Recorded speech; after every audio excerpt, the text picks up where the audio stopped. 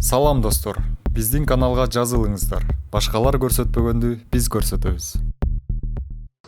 Анткени элди алдаса болот. Кекенбеге барын калтырып, мени чорнуларда коет, каралар кап кеткен. Жөнөкөй түрмөгө. Мылтыктын огу чыгып баштаганда жалынгам Кудайдан. Кудай мени эле ап кетчү, балдар, эч ким кан төгүлбөсүн деп. Саунага барсам, ресторанга барсам, меричти болчумун аркама. 63кө чыгам быйыл.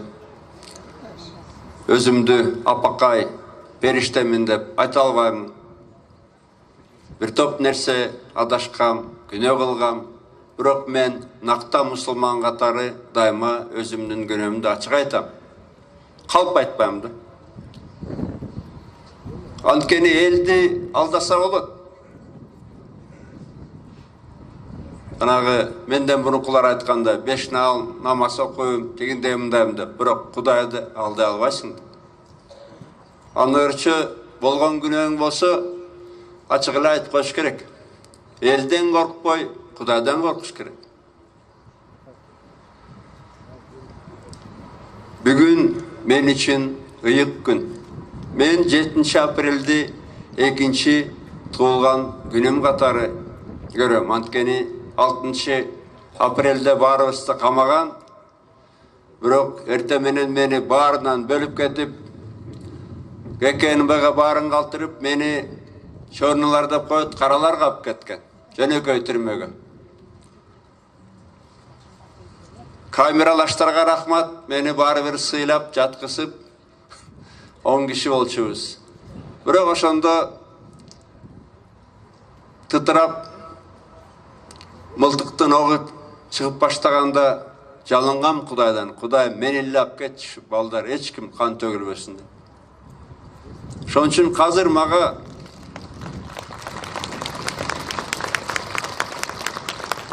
бирөөлөр мени ынтымакка чакырганда таң калам да мен. Мен ынтымак үчүн азыр өлүп калганга даярмын. Мен өзүмдү ойлосом, жыргап башка бир мамлекетке кетип калмакмын. Мени керек болсо башка мамлекеттердин башчылары да чакырган. Омо кыргыздар, чоңдоруңар баркыңды билбейт экен, бизге кел жашады. Мага мунун кереги барбы? Мага Кудай байлыкты берген, 30 жыл мурун берген. 30 жыл мурун берген. 10 сотка таппай жүрсө шаардагылар, мына мешетке керек болсо гектарлап жерди бердим, шаардын ортосунда. 25 жыл мурун берген. Могу тегеректин баарындагы заводдордун баарын директорлорунан сатып алгам керек болсо. Бийликтин деле бүт тепкичтеринен өттүм. Мага бийлик, байлыктын кереги жок. Мага ушу Кыргызстанда таза бийлик болсун, калыс бийлик болсун деп өтүп кеткен жердештеримдин каны текке кетпесин деп атам. Мына мурункулар айткандай, март революциясы окшоп, Бакиев урдап кетти эле, жыйынтыгын үй бүлөлүк кылам деди орноштуруп. Азыркы да бийлик 7 апрель революциясынын жыйынтыктарын урдап кетпесин деп кайгырып атам. Ошон үчүн жүрөм араңарда.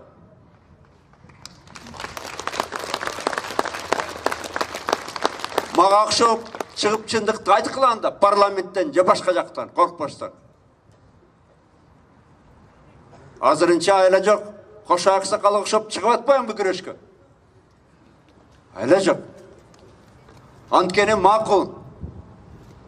Мен жарашып алайын. Менден көрүп атсаңар, кетип калайын. Могу үйдөн бүтпөйт да, бүтпөйт. Рыс келдейиним. Досум деп ишенип атам десиң. Мен ал досуңа 24 жыл ишенип жүргөм. Президенттикке чейин алып бардым.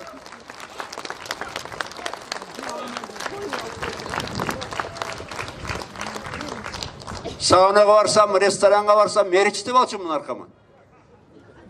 Акчасына мен дайыма өзүмө алам күнөөмдү. Бирок таза жерден күнөөлөбөгүлө. Мону айтып баргыла, элдешелик, элге кыйын болот деп канча кишини жөнөттү. ошол эле парламенттеги депутаттардан сурап көрүлө керек болсун. Эч кандай шарт жок, тынччылык керек элге депчи. Тескерисинче, 1 жыл сүйлөбөй койсом, жанындагы күнөөсү жок балдарды камап баштабадым. Эми атып баштаганын күтүп атабыз. Мына 15-жылы ар бир партия, конференция, съездин королорго жакшы өткөрдүбү быйылкыдай. Стадион, филармония, театрдан бардык жерден уруксат бербедик. 17-жылы президенттик шайлоо, президент болом дегендердин баары театр болобу, стадион болобу, концерт зал болобу, бардык жерден ачык жүрдү да. 1,5 жылдын ичинде Бакиевдин заманы келип калды кайрадан. Эмнени күтөлүк? Баарыбызды атсалсынбы? Мени атсын биринчи, мени. Мен алдыңарга басам дайма. Бутум операция болсо дагы ак үйгө басып барганга алып жетет мезгили келгенде. Таякты кырмап алып барам керек болсун.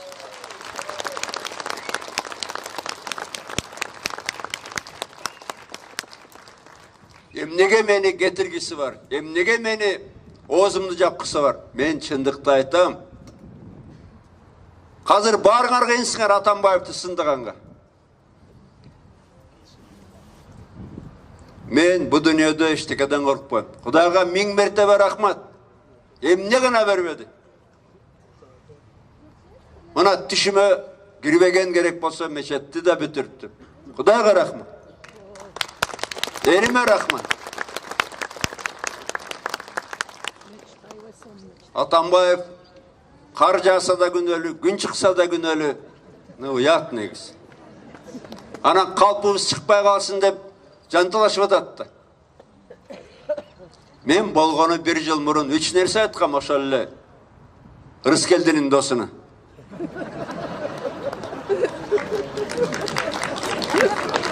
Үч эле нерсе айткам.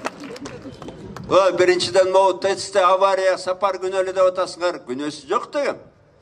Анткени авария эски ТЭЦте болгон. Жаңы ТЭЦ бар, эски ТЭЦ бар. Эски ТЭЦтин терезесин оңдогонго жарабасыңар. Премьер-министр Жээнбеков 890 миллион сом кеткен ремонтка 2 жылда. Терезесин салып койбосоңор, ошол кезде заводдел болгон Сапар Исаков күнөлүү. Экинчисин айткан макул, коррупция менен эч ким көрүшкөн жок, мен көрүшөм деп атасың. Анда коррупция менен көрүшө турган адам Райым миллион менен дос болбойт деп айткан.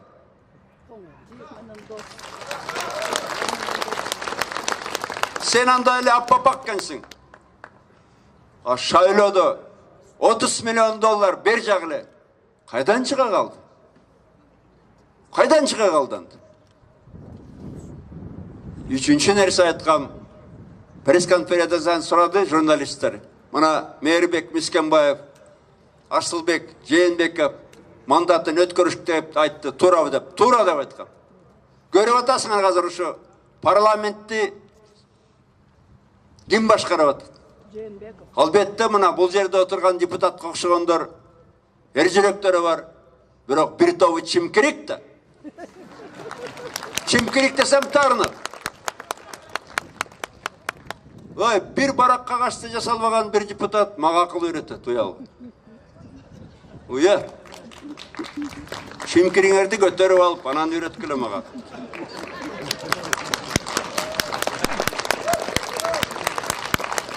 Анан кийин Атамбаев карыска батырды Кыргызстанды, жерди алып койду Кытайларды. Атамбаев келгенде 2,5 миллиард карыз бар болчу. Доллар, 2,5 миллиард доллар. Свет, жол, эчтеке жок. Армия жок, армия жок. Путин айткандай өтүкү жок болчу деп айткан мага. Мен кетерде 1 миллиард 300 миллион долларга карыз көбөйдү. Мен аны алып кеткен жокмун да. Даска кемин турат, жаңы ТЭЦ турат, жолдор турат мына, Боомдон баштап Баткенине чейин. Анан кийин ТЭЦти салбай, датка кеминди салбай, мен Бакиевге окшоп тезектер килди деп билем. Мен деле айтып коюп жүрсөм болот, тезектер килди деп.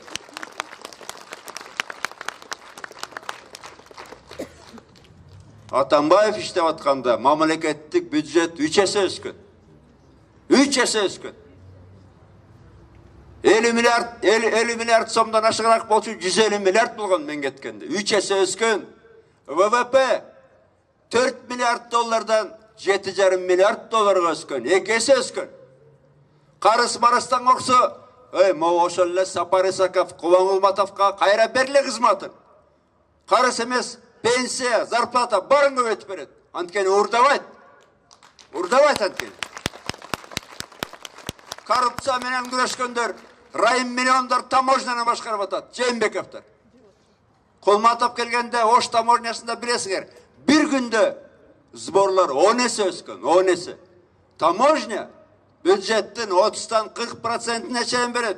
Кажданын дээрлик ар бир экинчи сомун таможня берет. Таможняны райым миллион менен Жээнбековдор башкарып атса, ойлойт да анан анда штраф менен бюджетти толтурам. Штрафты да мага жүктөп атасыңар.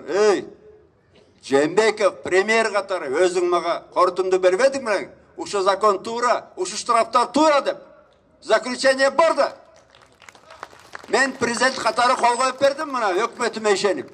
Андан кийин 2 жыл отурдуңар. Анан чын эле элдин алганы 10-15 сом болсо, пенсионердики деле 2-3 миң штрафты кантип төлөйт?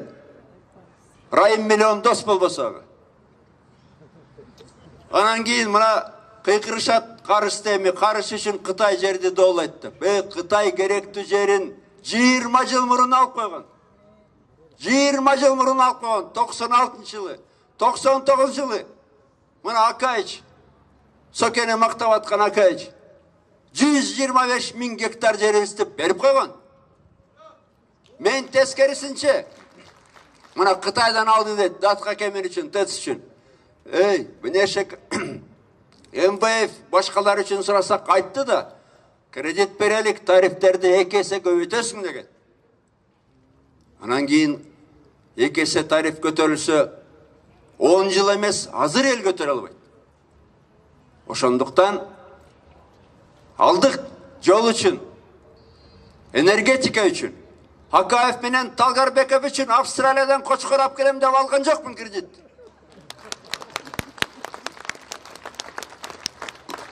Ал кочкорлор келип керек болсо, кочкорлук сыятын жоготуп койгон бияка келгенде, сапатын билесиңер. Ошондуктан мындайда мына ошол эле Сапар Исаковду алсак, сотторун баарын жабык өткөрүп атат. Сапарды камаш үчүн мына авария болбогандан кийин эми модернизация туура эмес деп Сапарды камап, заводдел болчу. Эле жок, аны менен 30 киши камады. Анан уурдаган эчтеке болгон жок деп эксперттер жазса, аларды да камады. Эгерде чындык истесеңер, мына биз ошондор айтканбыз, международный аудит деген бар. Международный эл аралык аудитти чакыргыла. Анан кийин ошол эле Кытайдык фирмага Тибейдин проекттин, тесттин, жаңы тесттин проекттин Кытай фирмасы үчүн жасап берген энергия проект, бүт уруксатын алып берген энергия проект, эми ошо проект туура эмес деп кайра өздөрү жасап атат да, коркконунан камалбайлык деп.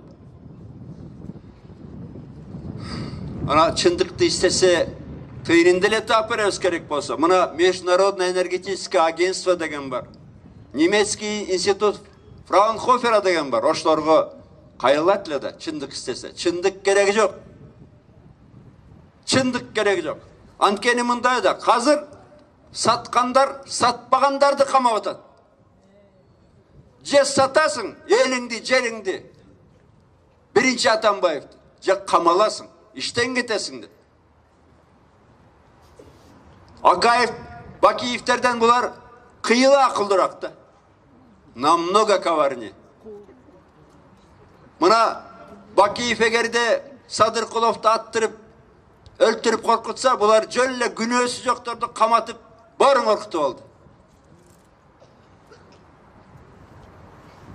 Мени да камайбыз деп, эмне гана мени анда ороча атып салма керек болсо. Мен каршы эмесмин. Элимдин каны төгүлбөсүн. Бирок элдин ынтымагын Атамбаев кетирип атат деп, жарашпай атат деп, Атамбаев капкачан кызматын өткөрүп берген, иштешинче иштеп берген.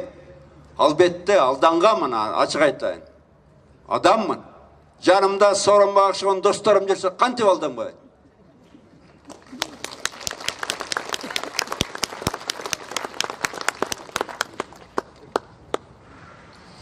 Бирок мындай да. Мына президент конституция боюнча президенттин эң негизги максаты президент элдин жана мамлекеттик бийликтигин биримдигин көрсөтөт. Эл жана мамлекеттик бийликтин биримдигин көрсөтөт. Мамлекеттик бийлик ошол эле МВД, ГКНБны элге каршы салып атса президент, аппарат президент телефон чалып атат. İşletme gerek, konferans ötkürtme gerek деп. Президент болгону эң чоң максат, биринчи максатын аткарганын ордунда элди бөлүп жарып атса. Кайда барат анда Кыргызстан? Мен анда сүйлөбөй отурайын. Мындай 1,5 жылдын ичинде момдай саткынчылыктардын заманына алып келгендер дагы күтсө эмне болот? Анан кийин мен минтип айтар элем. Bizge albatta barыбызга ынтымак керек. Мен дагы бир жолу айтып атам. Бирөөнүн каны төгүлгөнчө меники төгүлсүн, мына Кудайдын алдына айтып атам. Бирок чындыкты айтпасак кандай болот булар? Ооруну алдын албаса өлүм ашкере келет деген бар. Ошон үчүн азыртан айтып атабыз, токто деп. Ошон үчүн азыртан айла жок айтып атабыз. Токто деп. Анткени булар ойлоп атат. Атамбаев революция кылат деп. Атамбаев тирүүбү, барбы, өлүп калабы, атылып саласыңар бертең. Андан эмес. Революцияны дайыма бийлик кылат, бийлик кылат. Айла жок эл барат мына 7 апрелде мен түрмөдө эле отургам. Эл бир күнү кетсе, эл деген сел. Кудай сактасын. Эл деген сел да.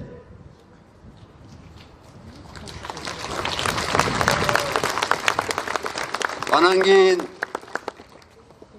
ошон үчүн айла жок кайрылып атабыз. Ошон үчүн мына Ирина Карамушкина митингдин резолюциясын окуп атат. Дагы бир 2 жыл, 2 ай ойлонгула. Ойлонмогосоңор кайра чогулабыз деп. Biz mına kılar işi yok bu. Bugün barыбыздан үйдө турмакпыз. Майрамдамакпыз. Бирок маселе башкача турат. Кеп Атамбаевда эмес. Атамбаев Алла Таалага элине 1000 мертебе разы. Бардыгына жетиштим. Бардыгы бар. Бирок эртең бир бала болсо, могу Сооронбайды Атамбаев алып келди деп кайра эле мен жаманатты болом. Ошон үчүн 1 жылдан бери какшап атам да, деп. Men bunun bарын түшүнгөн үчүн 1 жыл мурун айттым да. Башка жакка баратасың деп. Отурганда эле эр токумун кыйшак, өзүң да отурганың тескери деп айла жок айтып атам да.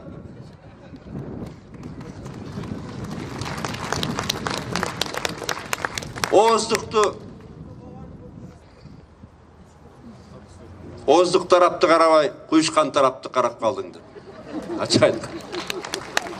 Арт жакка кантип барабыз? О 7 апрелде өлгөн балдардын каны бекер текке төгүлдү банда. Мен жыргап жүрөйүн. Жарашып алып, өбүшүп булар менен. Булар жакшы бүтпөйт да токтотпосо. Алдын ала айтып атабыз да, токто деп. Анткени мына Бакиевдин да убагында ушул жерден резолюцияларды кабыл алганбыз. Резолюцияларга такыр көңүл бурбай койду, аягында революция менен бүткөн. Bir айтып коюш керек да. Bir айтып коюш керек да. Мындай бул ачык айтайын. Эң биринчи рет мен телеп атам. Кыргызстанда тынччылык болсун. Эр бир күнү көчөгө кетпесин деп кайра тынччылыкка чакырып атам. Бирок мына ошол президент баш болуп, жанындагылары жанагында өз элине каршы кетип атса, элине күч органдарын тукуруп атса, аларда башы жоктор. Мүмкін 100 кишinin başı жоқ МВД'de. 100 kişinin başı kelgen de жоқ. Öz eline asılıp atsa başkaça bütöt da. Başkaça bütöt. Buna 7-8 aprel, 24-25 mart'ta geçinde forma giygenden korkup kalgan militsiya. Eldin açusu jamanda. Ay ошол 100 kişine gerek bolsa үйме үй кыдырат да бул жолу. Токтогула деп атам ошон үчүн. Кашкар иним, Идирис иним, токтогула. Азыркылар буйрук берип атат, бир күнү качат. Жаныш Бакиевке окшоп качып кетет. Силер болсо мына иним Мурат Сталинов катары түрмөдө чирип калбагыла. Улар качып кетсе. Тескерисинче айткыла да бул мыйзамды бузуп атабыз. Бул туура эмес деп айтпайсыңарбы? Уят момда кылганыңар. Анан кийин мен минтип айтар элем да, мына эгерде менин кезимде бирөөлөргө каршы туура эмес кылмыш иш козголсо, мен биякта жүрөм, качкан жок. Менин кезимде 2 генеральный прокурор болгон. Салянова менен Индира Жолдубаева. Экөө тең биякта жүрөт. Жарым мөөнөтүмдөн кичине көбүрөгүн Салянова отурган. Келдибеков, Ташиев, Тулеев, Садыр Жапаровторго иштер ошондо козголгон. Жарым срок Индира Жолдубаева отурган. Ошол кездеги следователердин баары биякта жүрөт. ГКНБнын чоңдору Жунусовтан баштап Табалдиев, Сегизбаевке чейин биякта жүрөт. Пожалуйста, кайрадан карагыла, ачык карагыла. Мына Атамбаевский режим деп кайра мени сындаган Аида Салянова деп эле айтып атпайбы, ачык эле. Атамбаев эч качан бирөөнү кама деп көрсөтмө берген жок деп. Мен Кудайдан корккон адаммын. Силер берип атасыңар ошондой көрсөтмөнү. Райым миллионду иштен алды, давай кама. Сапар Исаков менен Кубан Кулматовду деп. Сотторду ошон үчүн жабык өткөрүп атасыңар да, ачык өткөрбөй. Биз мына мен ачык айтайын. 1 жыл мурун мага Сапар Исаков менен Кубан Кулматов ушул жерге келип айткан, бизди камайын деп атат. Байке эмне кылабыз деп. Мен айткам, күнөөңөр жок да, жок деген. Эч ким камай албайт деген мына. Эч ким камай албайт. Мен айткам. Ошо күнү кечинде камашты. Мен жыргап жүрөйүн, күнөөсү жок балдар түрмөдө отурсун.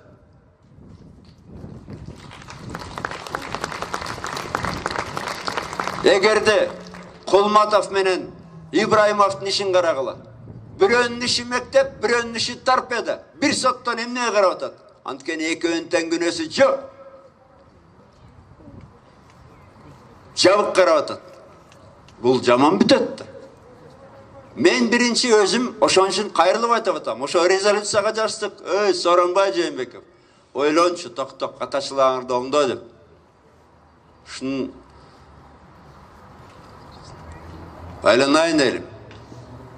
Чындыгында албетте бизге ынтымак керек. Ынтымак керек. Биз деле ошентип ынтымак керек, тынччылык керек деп Бакиевди чыдадык. 5 жыл. Аягында мына аянтта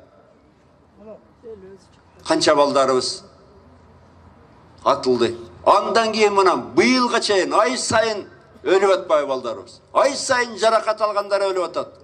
Саны 150ден ашып кетти. 150ден. Биз ана күтүп отуралык, булар бизди качан атат деп. Алдын ала токтотуш керек, токтогула деп.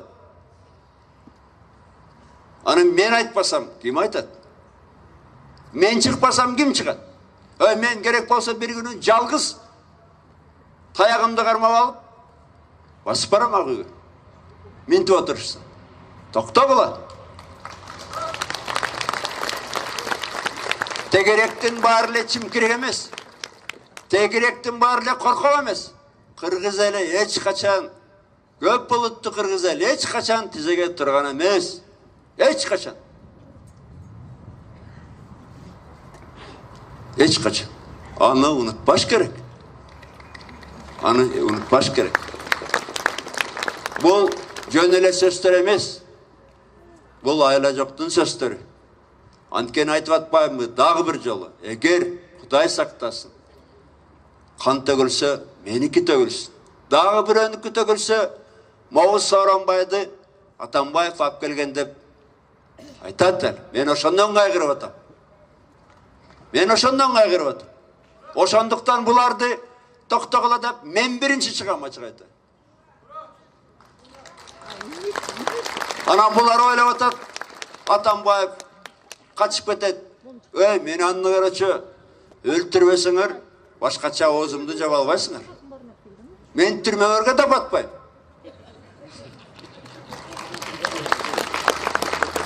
Мени качып кетет. Мени камайм дегендердин баары өзү качып жүрөт. Мен Кудайдын алдында, элдин алдында тазамын. Мен кача турган адам эмесмин. Менин болгону бир тилегим бар. Жамандык болбосун элим үчүн. Ылайым мага Кудай топурагым, мекенимдин топурагы буйрусун. Бул менин мекеним. Ошондуктан да айтып атам. Сен ооруба, мен ооруйун ата журт деп. Ошон үчүн кайгырып сүйлөп атам. Мен бул мезгилдерди көргөм. Акаев кезинде де, Бакиев кезинде де тымпыйып бара коркуп калгандарын. Мен дагы бир нерседен корком. Кайрадан революция болуп келсе, карапайым элдин каны төгүлөт, мародерлор жыргайт. Бизге албетте анын кереги жок. Бизге эч кандай кан кереги жок, революция кереги жок. Бирок бийлик минтип отурса алып барат ташы. Алып барат ташы. Кудай сактасын. Ошондуктан урматтуу менин мекендештерим. Мына эч качан албетте кайталанбасын 7-апрель. 7-апрелде өтүп кеткен балдарыбыз. Кебири 18, 19 жаштагы балдар. Оларга караганда албетте мына 60-тан жашы ашкан мага ошондой биз кетелик. Баарыбыз ирети менен кетелик. Бирок дагы эле үмүт бар, ачык айтайын. Мына Ырыскелдинин болобу досун айтып, башкалар айтабы? Эл үчүн. Бизге ынтымак керек. Бизге тынччылык керек. Бирок ачык айтайын. Мындай жалгыз калсам дагы мен адилетсиздик менен чогуу жүрө албайм. Мен эч кимге эч качан жүгүнбөйм. Алдыке көбөштүн урпактары көбөйүп кетти. Бирок биз Манас атанын урпактарыбыз.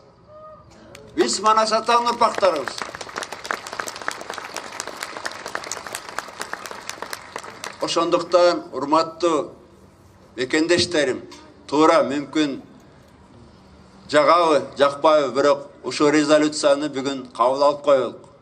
Кийин айткан жок, билген жокпуз деп, ошол эле Кашкар Жунашалиев, Идрис Экенбе, башкалары айтпасын. Ошол эле Сооронбай Жээнбеков, башкалары айтпасын, билген жокпуз деп. Анткени кээ бир адамдар бар, Кудайга тобо дейсиң. Буларды мусулмандар мунафик деп коет. Көзүңдү карап алдайт да. Макул, бизди алдайсың, мени алдайсың, Кудайды алдай албайсың. Ошондуктан сөзүмдүн аягында мен силерден суранат элем. 7-апрель шейттеринин каны төккө кетпесин. Кайрадан кайталанбасын. Кайрадан үй бүлөлүк режим Кыргызстанга келбесин. Ал үчүн албетте тазим этебиз өтүп кеткендерге, жакындарына бериңерди Google'a сабыр эткиле деп айтабыз. Ошол эле убакта азыркы бийлик үчүн дагы жанагындай сөздөрдү колдоп, биздики мына бүгүн Ира Карамушкина окуп берген резолюцияны колдоп бергиле деп суранам. А бийликке дагы бир жолу айтам. Резолюцияны укпагандар Кудай сактасын, аягында революция менен бүтчү да. Рахмат барыңар.